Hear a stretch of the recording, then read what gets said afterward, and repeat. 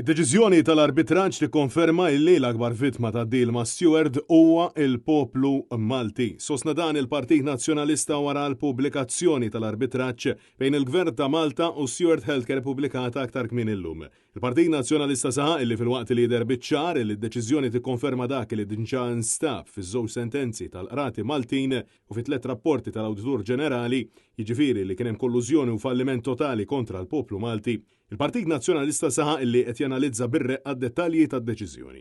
Ġie spjegat li d-deċiżjoni turi wkoll li d-dikjarazzjoni tal-Gvern li kienu illi fetaħ l-arbitraġġ hija falsa. Intqal illi kif issema fil-konklużjoni uffiċjali kienu Stewart illi marru għall-arbitraġġ kontra l-Gvern Malti u mhux bil-maqlub. Importanti wkoll il-konklużjoni ċara ta' tribunal fejn jingħad li b'dispjaċir din il-konċessjoni spiċċat falliment bil-vittmi jkunu ċittadini Maltin u Awċin illi stennew li dan il-ftehim kien se jtihom servizzi tas-saħħa mtejba kif ukoll titjib fl-isptarijiet. Il-Partit Nazzjonalista saħaq li din mhix opinjoni tiegħu imma dikjerazzjoni tal-arbitri internazzjonali illi b'mod ċar daqs il-kristall jgħidu li l-poplu Malti kien il-vittma ta' falliment illi qatt ma kellu jseħħ. Froddak illi l-qrati diġà ddeċidew illi kienet kollużjoni l-poplu Malti baqa' b'xiber imnieħer fuq l-isptarijiet. Sptarijiet illi suppost kienu se jkunu proġetti ta' servizz u ta' tama. Għalhekk, il-Partit Nazzjonalista saħaq li din id-deċiżjoni tkompli tikkonferma kif dawn il-kuntratti kienu maħduma kontra l-interess pubbliku u qatt ma messhom saru.